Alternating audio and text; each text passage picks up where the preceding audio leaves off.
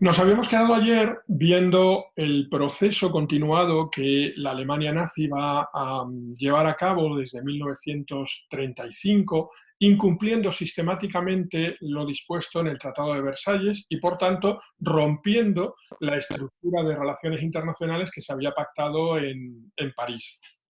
Ayer nos habíamos detenido viendo en ese incumplimiento lo que había sido esa propuesta de rearme en la que Alemania, aprovechando la crisis económica, va a dotarse de un ejército de unas dimensiones y de un poderío muy superior al que establecía el Tratado de Versalles, o con la militarización de Renania, esa zona a 50 kilómetros al este de la frontera del río Rin, que Alemania tenía prohibido realizar cualquier tipo de maniobras. Veíamos que eran maniobras limitadas, que de hecho Alemania en ese momento no estaba en condiciones de enfrentarse militarmente con Francia, pero esa provocación no va a tener consecuencias. En 1936 participa y le sirve de campo de pruebas su participación en la Guerra Civil Española, y en 1938 va a incorporar Austria al Reich.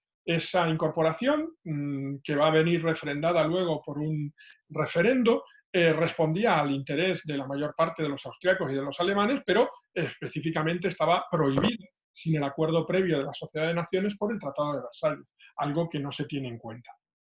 El siguiente foco de tensión va a ser los Sudetes. Los Sudetes es una región del oeste de Checoslovaquia donde va a existir una notable minoría de lengua y cultura alemana. La desaparición del Imperio Austrohúngaro, el surgimiento de Checoslovaquia, va a provocar que lo que anteriormente eran minorías nacionales en el Imperio Austrohúngaro, ahora se produzcan en los distintos estados que han ido surgiendo. En Checoslovaquia, aunque checos y eslovacos son las etnias mayoritarias, vamos a encontrar minorías de otras lenguas, y en concreto esta minoría alemana, que va a encontrar en Hitler un portavoz, un defensor de sus derechos, que supuestamente estarían siendo lesionados en Checoslovaquia. Hitler, por tanto, va a utilizar en su retórica principios que sirvieron para el establecimiento de todos estos nuevos países del este de Europa después de la, eh, de la Primera Guerra Mundial. La tensión va a ir en aumento, y para evitar que ese conflicto estalle en una guerra entre Alemania y Checoslovaquia, Checoslovaquia entonces era un país de un poderío industrial notable y que contaba con un ejército numeroso, además era aliado de Francia y de Gran Bretaña, se va a reunir una conferencia internacional auspiciada por el Duce, por Mussolini, en Múnich, donde participarán, además de Alemania e Italia, Francia y Gran Bretaña. En ella se va a acordar que el territorio de los Sudetes pueda acabar integrándose al territorio alemán, de tal modo que se permite la ruptura, la parcelación de Checoslovaquia. Ese territorio, el de los Sudetes, va a ser incorporado a Alemania, provocando respuestas de distinta naturaleza. Hay favorables a esa incorporación a Alemania y los hay que lamentan esa ruptura de Checoslovaquia. Los Sudetes son esos territorios que estáis viendo en el mapa, que son una zona de Chequia con mayoría de población de lengua alemana. Esta región es la que Hitler reclama en distintos discursos, y poniendo encima de la mesa una violencia verbal con una amenaza bastante clara de utilizar todos los recursos a su alcance, por tanto amenazando con una guerra.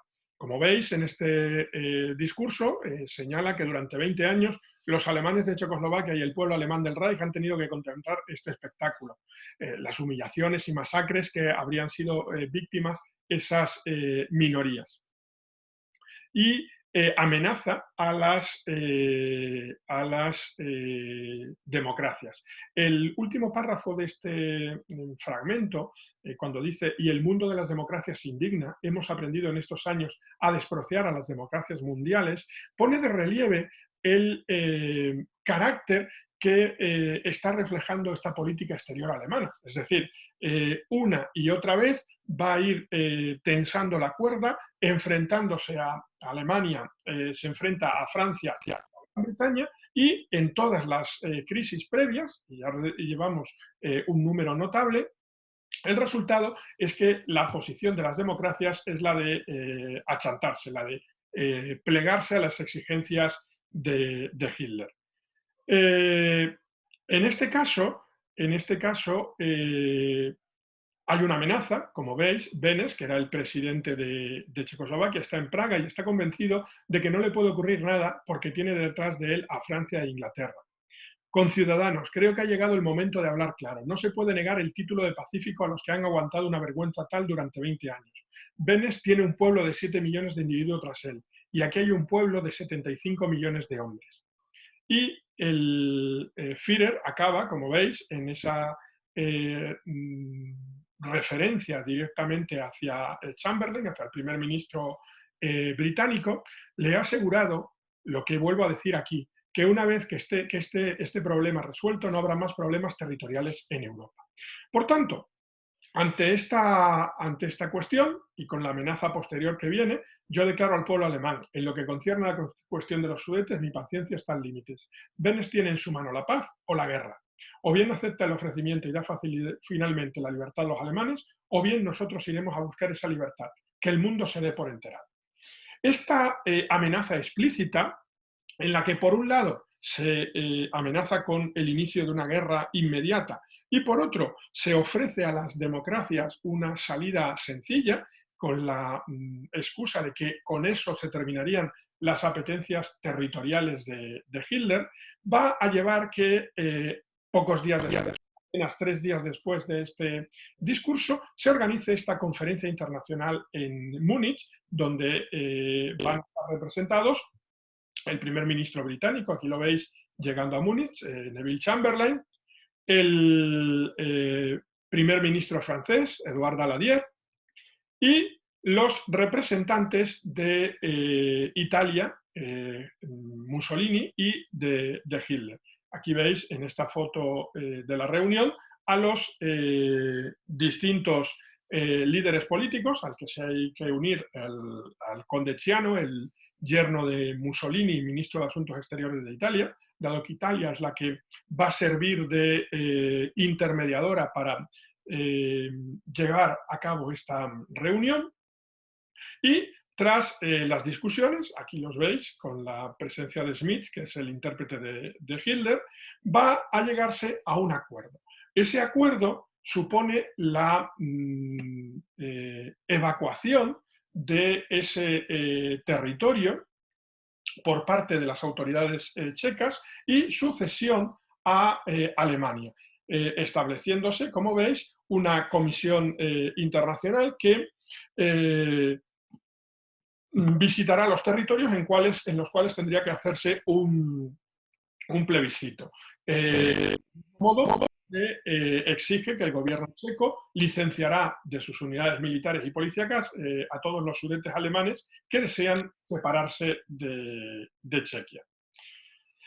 Con este acuerdo, las democracias, Francia y Gran Bretaña, creen que han alejado el fantasma de la guerra. De hecho, a la llegada de Chamberlain a Londres, va a dar un discurso conocido La paz para nuestro tiempo, en la que presenta, como estáis viendo en la propia fotografía, los acuerdos de Múnich como una garantía de la estabilidad de Europa. Del mismo modo, Edouard Daladier es recibido a Francia en ese mar de multitudes que le agradece el haber llegado a un acuerdo que evite la guerra contra Alemania. El texto de Chamberlain, que el paz en nuestro tiempo, es una explicación en la que se plantea cuáles son las razones por las que se ha aceptado esta exigencia de Alemania. Señala que no se fue allí para decidir si las áreas predominantemente alemanas de los Sudetes debían ser pasadas al Reich alemán, eso ya estaba decidido, y que lo que había que considerar era el método. Se trata de justificar lo que en el fondo no deja de ser un abandono por parte de sus aliados, Francia y Gran Bretaña, a otra democracia amenazada por Hitler, como era Checoslovaquia. El acuerdo se presenta como el objetivo que permite la pacificación de Europa, eliminando ese elemento de tensión que suponía la cuestión de los Sudetes. Las posiciones que adopta la opinión pública ante los acuerdos de Múnich, tanto en Francia como en Gran Bretaña, son mayoritariamente favorables. A modo de ejemplo, aquí os traigo un artículo de Léon Blum, que fue primer ministro de Francia en 1936, que señala que en Francia no hay un hombre ni una mujer que niegue a Neville Chamberlain y a Edouard Daladier su justo tributo de gratitud. La guerra ha sido descartada. El fantasma se aleja, se puede recuperar el trabajo y recobrar el sueño, se puede gozar de la belleza del sol de otoño.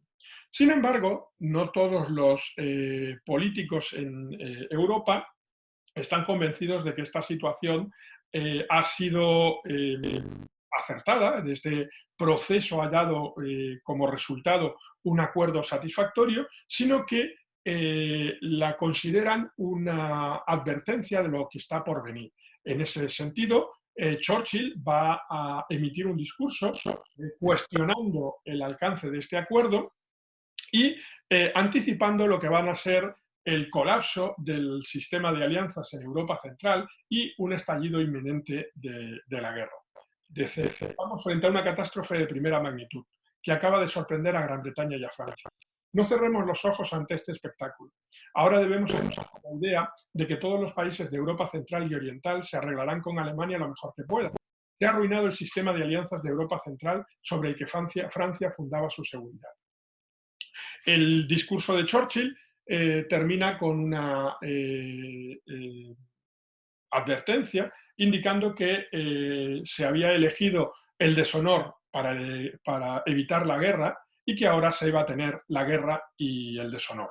La posición de Churchill, como digo, en 1938 es minoritaria. Nadie, o prácticamente nadie, ni en Francia ni en Alemania, estaba en la posición de que no había que ceder ante las exigencias alemanas. Las reacciones ante esa integración de los Sudetes en Alemania, como ejemplifica esta fotografía, son variadas. Tenemos expresiones de entusiasmo, como la que presenta la figura femenina de la izquierda, y otras, la que se tapa la cara con el pañuelo, que muestran su amargura y desesperación. La situación de Checoslovaquia no va a ser, sin embargo, estable tras los acuerdos de Múnich. Entre septiembre y noviembre, Alemania hace efectivo esa ocupación de los algo que hacen también otras potencias, como son Polonia, que va a ocupar parte del territorio de Checoslovaquia, y Hungría, que también va a ocupar parte del territorio de Eslovaquia una vez que se haga efectivo la agresión que en marzo va a iniciar el régimen nazi contra el territorio de Checoslovaquia. En marzo de 1939, Alemania invade Checoslovaquia, divide el territorio en dos zonas, quedando el territorio como el protectorado de Bohemia y Moravia, por tanto, bajo dependencia directa del Tercer Reich y creándose una república de Eslovaquia en un territorio mucho más reducido que se convertirá en un estado títere de la Alemania nazi. De tal modo que en marzo de 1939 Checoslovaquia, que era uno de los estados democráticos más sólidos y prósperos de Europa Central, va a ser el primero de estos estados que desaparezca ante el impulso de la Alemania nazi. Aquí veis imágenes de Hitler en el castillo de Praga pasando revista a las tropas. Entre 1936 y 1939, Alemania, junto con otros estados totalitarios, va a ir fraguando una serie de alianzas que van a mostrar todo su potencial durante la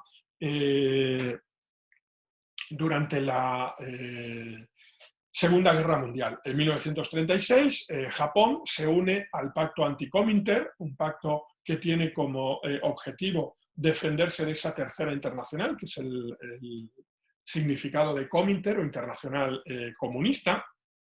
Y en 1936 también se establece el denominado eje Roma-Berlín, un acercamiento entre las posiciones de Roma y de Berlín, entre el régimen nazi y el régimen fascista, que se ha hecho posible ante la condena que Italia ha recibido de la Sociedad de Naciones tras la invasión de Etiopía.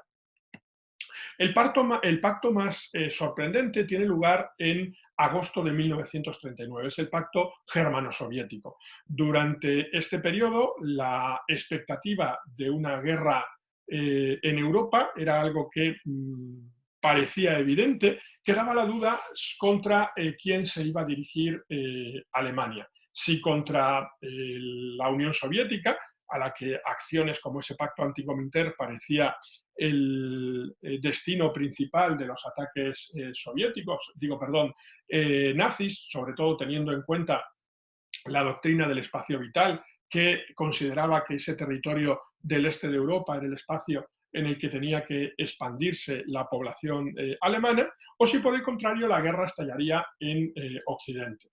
En 1936, Stalin va a impulsar una serie de alianzas, de acercamientos hacia las democracias occidentales mediante la estrategia de lo que se conoce como los frentes populares, que van a alcanzar el poder tanto en Francia como en España. Sin embargo, como digo, y a pesar de que el discurso tanto de comunistas como de nazis presenta